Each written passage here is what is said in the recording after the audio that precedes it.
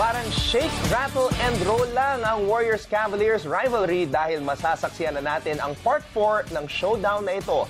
Marami nagtatanong kung hindi kayang talunin ng Cavaliers ang Warriors nung nasa kanila pa si Kyrie Irving last season, ano na lang ang chance nila this season featuring a less talented team around LeBron James?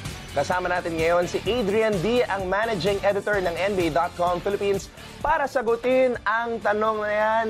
Aids, welcome back to The Score, and I know you are a very happy man because not only are the Dubs back in the finals, you also proved to be right against Hoopnut Enzo Flo.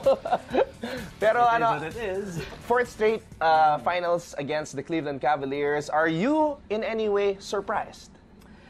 I was surprised siguro by ganong kahirap yung journey to get back to that finals. Everyone was saying na the Rockets built that team to beat the Warriors, and nakita nga natin yun na they were at one point up 3-2.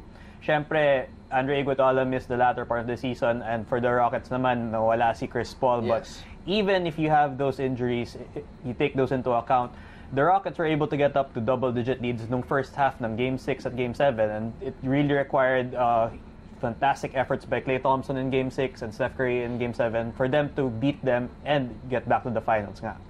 Adrian, sinabi ni Enzo Flojo na ang Rockets were tailor-made, tailor-built para talunin itong Golden State. Pero ano ba ang nangyari? 27 consecutive missed triples for the Rockets. What happened at parang naubusan sila ng rocket fuel sa laban na yun? Well, unang-una, we have to go back to those injuries nga. Luke Mbamute, the forward na was supposed to be another rangy guy who could disrupt the Warriors' offense. He hurt his shoulder before the start ng playoffs, was never really healthy. He got dropped from the rotation dahil doon. Then, of course, the Chris Paul injury was such a big deal nga kasi it put all of the pressure on James Harden to sort of create for his team in Game 6 and 7. The fear of the Rockets was parang last year sa playoffs na Harden will get tired, he has to do everything. We bring in Chris Paul para mawala yung problema na yan. But without Paul in those two games, we saw na in the first half they have great performances from Harden. Pero come second half, he'd get tired. He wouldn't have the legs to hit those three-point shots. And as you mentioned nga kanina, 27 straight missed three-point shots. They only made 7 out of 44 three-pointers total. You're just not going to beat the Warriors kung ganun yung shooting mo eh. Alright, now, ito ang makakalaban ng Golden State Warriors, a LeBron James-led team na walang Kyrie Irving. Questionable itong si Kevin Love. Ano ang tsansa ng Cleveland na magtagumpay kontra sa Warriors dito sa finals na ito? The question siguro for the Warriors is, mababalik ba si Andre Iguodala in time for Game 1? Because every time they give an update, people expect him na okay na siya. It's just as a bruise sa knee, pero naging bone bruise. So, we really don't know kung kailan siya babalik. Yung kanina, he was saying na he was able to walk, pero hindi siya makaka-run. So, that's a problem when you're the guy tasked to defend LeBron James. So, siguro, if the Cavaliers are to have a chance at stealing a game or two, they have to do it in Game 1 kaagad because you're coming off an emotional win for the Warriors. They may not have Andre Iguodala. They may feel siguro overconfident nga after defeating their nemesis in the West.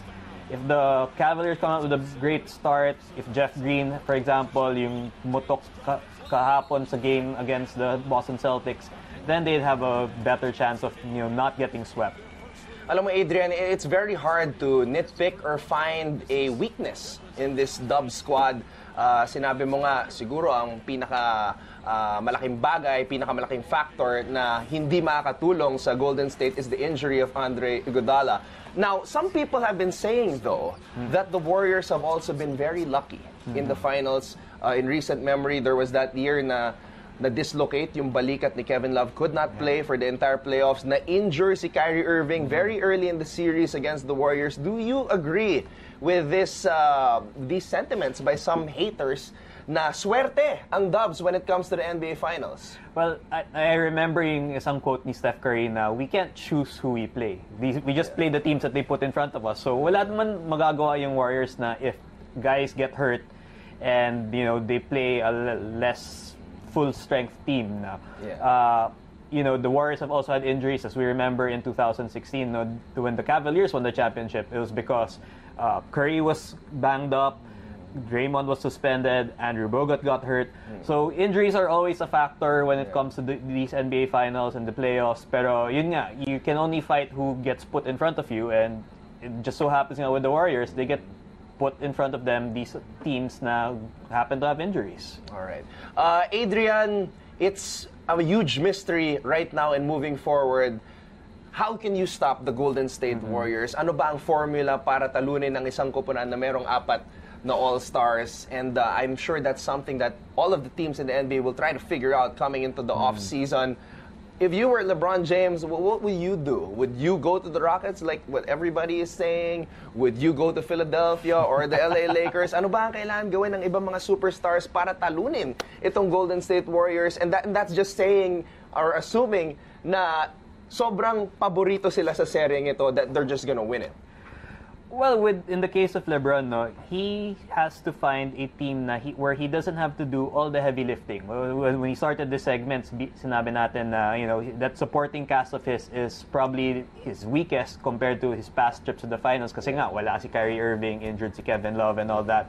And so siguro it has to start with finding guys whom he can play with and who have a chance of sort of over-toppling the Warriors. The Rockets thought they had that combo with Harden and Paul, pero yun nga, Paul got injured. So you need more than one superstar. You have to hope that they're healthy. And you have to hope na nga rin that the Warriors suffer an injury that can change a series, which is what almost happened in the case of Iguodala this season. All right. Before I let you go, Adrian, prediction dito sa NBA Finals. I mean, in the Western Conference Finals, you said Warriors in, was it 6 or 5? 6, if I'm not So mistaken. in the finals against the Cavs, what is your prediction? You really can never count out LeBron James, no? So just on the fact that the Cavs have LeBron James, I'm giving them a game. Okay. Pero once you go beyond that, I think like the Warriors have been really tested by the Rockets, and so it would not surprise me if they see the Cavaliers and they say, parang, tapusin natin, no? Let's not mess around and come up with these runs wherein the other team is able to get out the big leads early. Let's try to end this as quickly as possible, and hopefully we won't have to wait for Iguodala to come back healthy. So I will say the Warriors in 5. Yan. There you have it. That's my official prediction. Sayang wala dito si Enzo para sabihing 2-2. NBA.com Philippines Managing Editor Chinoy Hoops fan Adrian Dy. Maraming salamat, and I'll see you again soon, Aids. No problem. For more sports updates, keep watching The Score.